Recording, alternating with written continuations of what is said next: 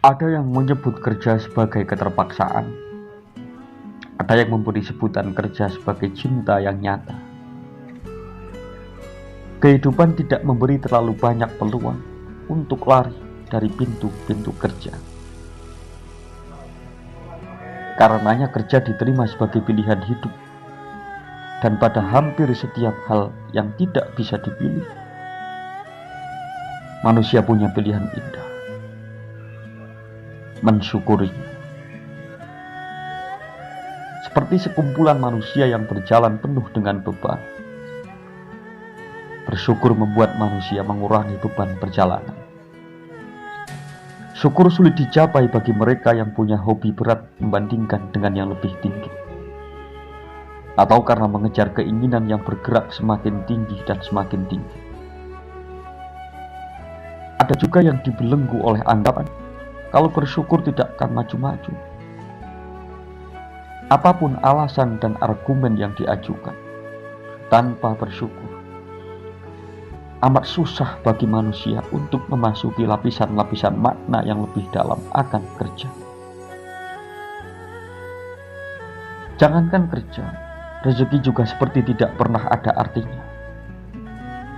Tuhan pun kerap didudukkan dalam posisi serba salah.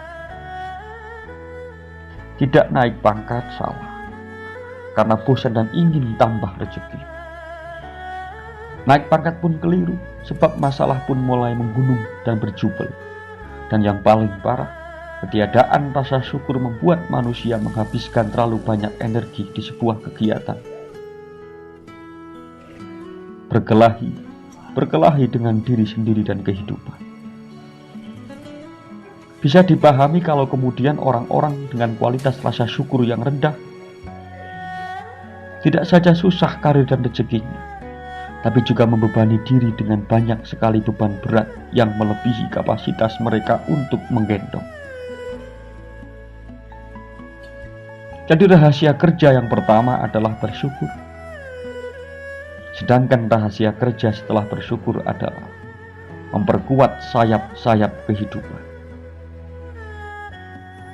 Meminjam argumen sejumlah peneliti di bidang human energy,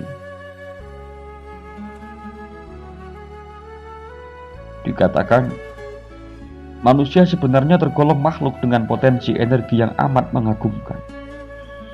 Banyak yang bisa dicapai, bahkan melampaui batas-batas rasionalitas. Tapi kenapa teramat sedikit yang sampai di sana? Sebabnya, pertama, karena banyak sekali tong energi manusia yang bocor di sana sini. Kedua, tong penyimpanannya sudah bocor pada saat yang sama, tidak pernah terhubung dengan pusat energi. Sehingga praktis kisah manusia modern ditandai oleh terlalu banyak manusia dengan jumlah energi yang defisit. Sayap-sayap kerja praktis lumpuh dalam keadaan defisit energi, sehingga layak direnungkan kembali menutup tong energi yang sudah bocor. Kalau sumber bocornya bernama ketakutan, curigaan, kebencian, dan penghakiman, maka disarankan untuk bersahabat dengan mereka. Karena bermusuhan dengan mereka hanya akan menghadirkan peperangan baru yang menimbulkan kebocoran di sana-sini. Jadikanlah perasaan-perasaan itu sekedar sahabat yang datang kalau diundang. Jangan dijadikan penguasa kehidupan yang mendikte. Ketenangan, kematangan, kedewasaan, dan kebijaksanaan adalah petunjuk-petunjuk jalan kejernihan yang hanya bisa ditemukan dalam kehidupan yang kotoran-kotoran batinnya sudah dibersihkan. Seorang sahabat jernih pernah bertutur tentang 3 tangga emas pembersih batin: bertindak yang baik, berniat baik, kemudian menjadi baik. Begitu tangga-tangga emas ini terlalui, batin manusia manapun akan menjadi bersih. Petunjuk-petunjuk jalan kejernihan muncul di sana-sini, kadang berupa ketenangan yang membimbing, dan kerap sekali kebijaksanaan yang jadi guru. Dan yang pasti, yang perlu kita ingat, kerja juga adalah doa yang paling nyata.